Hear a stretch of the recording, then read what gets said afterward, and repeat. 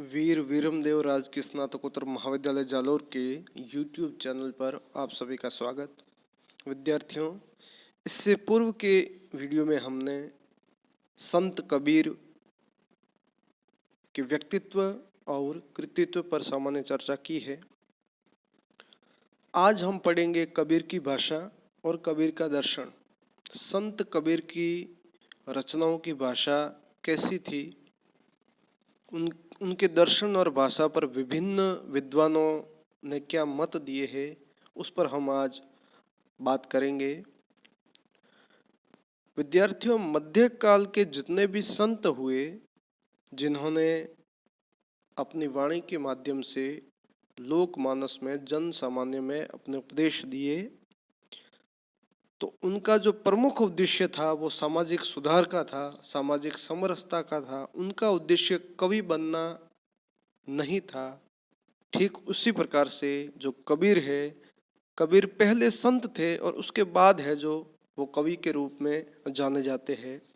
कबीर की भाषा के संदर्भ में यदि हम बात करें तो कबीर की भाषा लोकमानस की भाषा है, जन सामान्य की भाषा है। उनकी भाषा अत्यंत ही सरल है, सरस है, सहज भाषा है। भाषा का रूप उनके दोहे, उनके पद आज भी रात्रिकालीन जागरण में, सत्संग में, भजन संध्याओं में गाए जाते हैं, सुने जाते हैं। भाव, संवेदना और उनकी साखियों में अनुभूति की सच्चाई है। कबीर ने अपनी साखियों के माध्यम से सामाजिक विसंगतियों पर प्रहार किया है, सामाजिक विडंबनाओं पर प्रहार किया है, सामाजिक कुरीतियां, बाह्य आडंबरों का विरोध किया है। इस प्रकार से हम ये कह सकते हैं कि कबीर की भाषा यथार्थवादी भाषा है और उनकी भाषा में यथार्थवादी सौंदर्य बोध पाया गया है। यह बात स्पष्ट है कि कबीर अशिक्षित थे।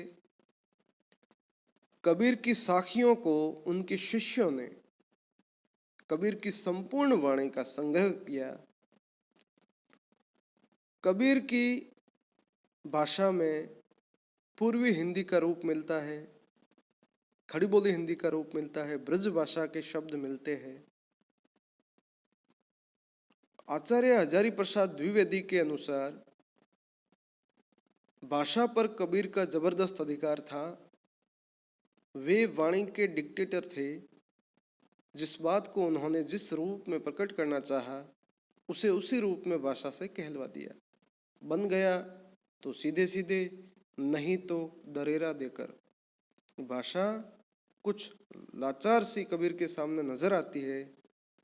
वाणी के ऐसे बादशाह को साहित्य रसिक काव्यानंद का आस्वाद कराने वाला न समझे तो उन्हें दोष नहीं दिया जा सकता। डॉक्टर राम कुमार वर्मा ने कबीर की कविता पूर्वी हिंदी का रूप के अंतर्गत माना है। उनके कहने का अभिप्राय यही है कि कबीर की कविता में पूर्वी हिंदी का रूप देखने को मिलता है। इसके साथ ही राजस्थानी, पंजाबी, खड़ी बोली और ब्रज भाषा का रूप भी देखने को मिलता है। इन भाषाओं का भी प्रभाव है। डॉक्टर बाबूराम सक्सेना कबीर को अवधी का प्रथम संत मानते हैं। गोविंद त्रिगुणायत इनकी भाषा को सदुगड़ी मानते हैं।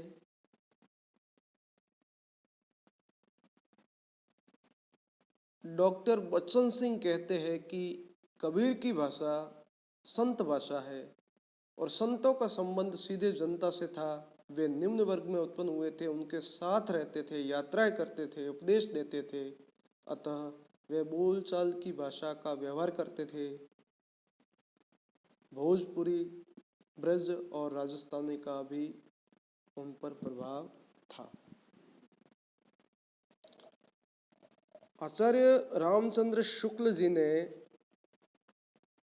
कबीर बीजक की साखियों की भाषा को सद्दुकड़ी अर्थात साधुओं की भाषा या राजस्थानी पंजाबी मिली खड़ी बोली कहा है तथा रमेनियों एवं पदों की भाषा में ब्रज भाषा एवं पूर्वी बोली का भी उपयोग माना है।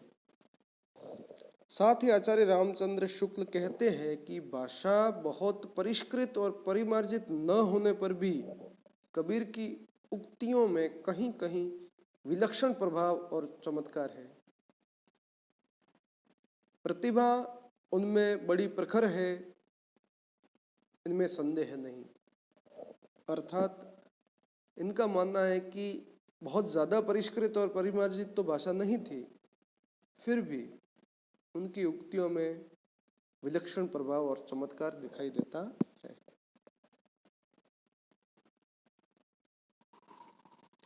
हिंदी साहित्य की संत परंपरा में परशुराम चतुर्वेदी जी ने बहुत काम किया है, बहुत शोध किए हैं।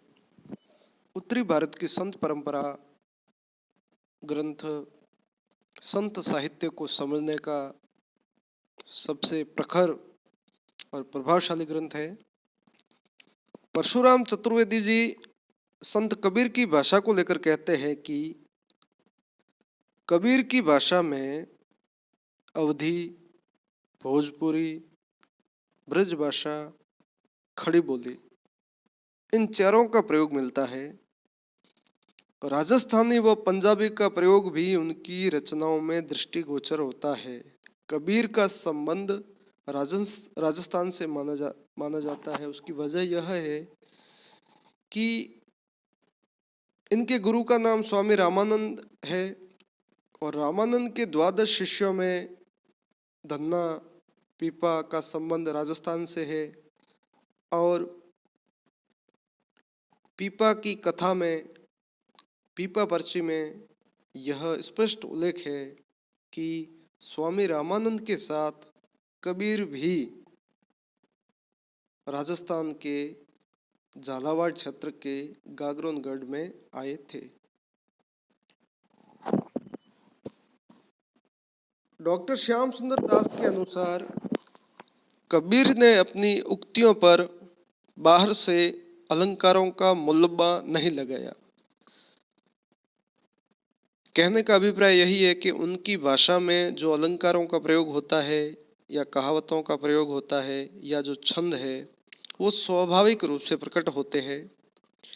जो अलंकार मिलते हैं वे उन्होंने खोज खोज कर नहीं बिठाए। मानसिक कलाबाजी और कारीगरी के अर्थ में कला का उनमें सर्वथा अभाव है, किंतु सच्ची कला के लिए तथ्य की आवश्यकता होती है। तो इस प्रकार से हम देखते हैं कि विभिन्न विद्वानों ने कबीर की भाषा को लेकर अपने विचार दिए हैं। मोटे मोटे तौर पे हम यह मान सकते हैं कि कबीर की भाषा में अवधी, भोजपुरी, ब्रज भाषा, राजस्थानी, पंजाबी इत्यादि भाषाओं के शब्द दृष्टिगोचर होते हैं।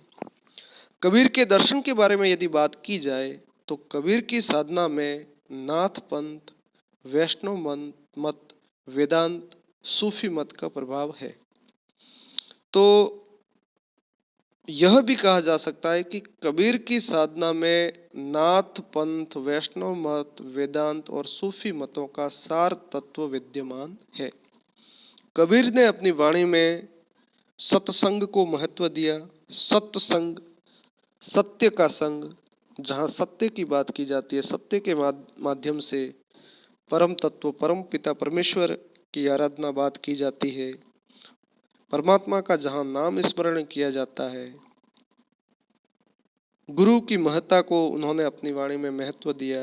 गुरु गोविंद दो खड़े, काके लागू पाए, बलिहारी गुरु आपने, गोविंद दियो बताए। इन साखियों को आज भी बड़े ही चाव के साथ, बड़ी रुचि के साथ गाया और सुना जाता है।